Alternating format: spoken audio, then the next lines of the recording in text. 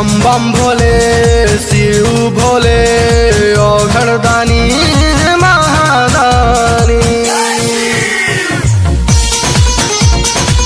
Music by Gaurav Roshan।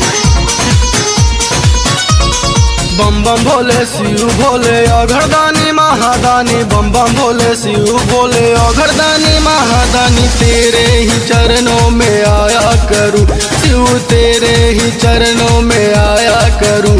मैं भांग और धतुर भी चढ़ाया करूं। भोले बम बम बम बोलो बम बम बम। भोले बम बम बम बोलो बम बम बम।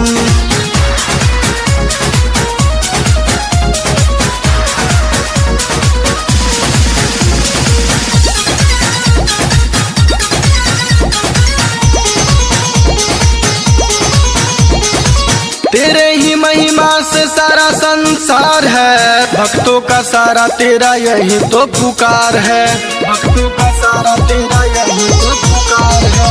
तेरे ही महिमा से सारा संसार है, भक्तों का सारा तेरा यही तो पुकार। शिव जो भी तेरे दर्शन को आया करे, शिव जो भी तेरे दर्शन को आया करे, भांग और धतुर ही चढ़ाया करे।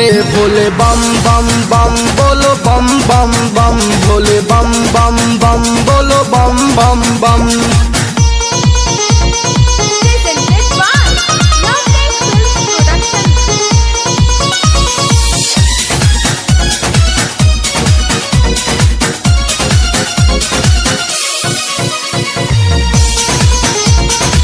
Music by Gaurav Roshan। अपने ही लइका के ललसा पूरा दिन अंकित के गाना के सुपर बना देना। अंकित के गाना के सुपर बना देना। अपने ही लइका के ललसा पूरा दिन अंकित के गाना के सुपर बना दी। कुनल इहे गुहार त लगाया करे, कुनल इहे गुहार त लगाया करे। भांग और धतुर ही चढ़ाया करे। भोले बम बम बम बोलो बम बम बम। भोले बम बम बम बोलो बम बम बम। बम बम भोले शिव भोले औघड़दानी महादानी। बम बम भोले शिव भोले औघड़दानी महादानी। तेरे ही चरणों में आया करूं शिव, तेरे ही चरणों में आया करूं।